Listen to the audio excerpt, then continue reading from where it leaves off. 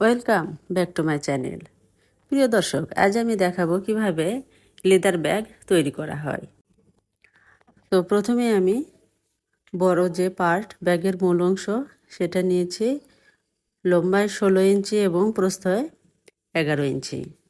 আর side যে part সেটা লম্বায় 16 ইঞ্চি এবং প্রস্থয়ে 4 ইঞ্চি।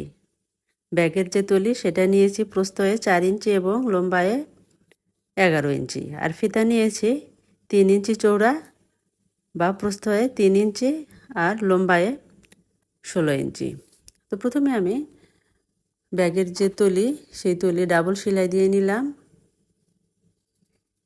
অবশ্যই ডাবল সেলাই দিতে হবে।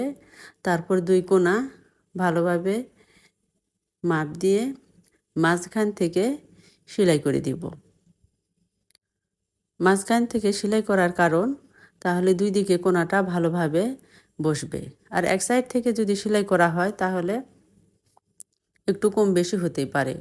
সুই মেশিনের ভিতরে থাকা অবস্থায় কোণাটা সাবধান মতো ঘুরিয়ে নিলাম। ঘুরিয়ে নিয়ে তারপর আবার সাইড দিয়ে সেলাই করে দিলাম। লেদারের এই যে ব্যাগ সেলাই করছি, জিন্স কাপড়ের যে লেদারের ব্যাগ সেলাই করা কিন্তু বেশি কঠিন। তারপরে আমি সাধ্যমতো চেষ্টা করছি যতদূর পারি। এক সাইডে সেলাই করেছি, আবার মাঝখান থেকে আবার এই সাইড দিয়েও সেই একই রকমভাবে সেলাই করব। সেলাই করা হয়ে গেলে অবশ্যই আবারও সেই শুরু থেকে ডাবল সেলাই দিব।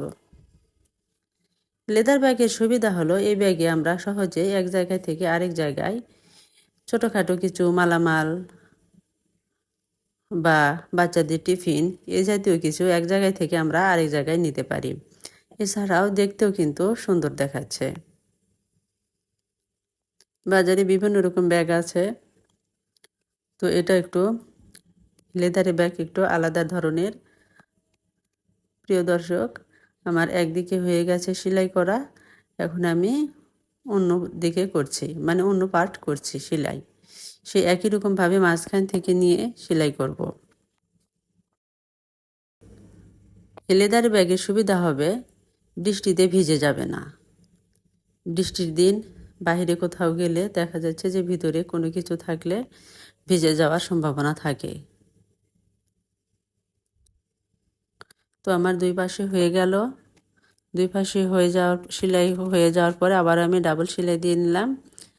তারপরে আমি যে হাতল বা হ্যান্ডেল সেলাই করে রেখেছি। তারপর ব্যাগের যে সেই মুখে আমি পল্টিয়ে সেলাই করে নিলাম। ডাবল পল্টানোর কোনো দরকার নেই, যেহেতু এটা লেদার, সুতা ওঠার বা কোনো কিছু ওঠার ভয় নেই। হাতল আমি বাইরের দিক থেকে লাগিয়ে নিলাম। ভিতরে ফলস কাপড় দেওয়ার কোনো দরকার নেই, যেহেতু মোটা। প্রিয় দর্শক, আমার ব্যাগ যদি ভালো লেগে থাকে অবশ্যই লাইক, কমেন্ট এবং শেয়ার করতে ভুলবেন না। আল্লাহ হাফেজ।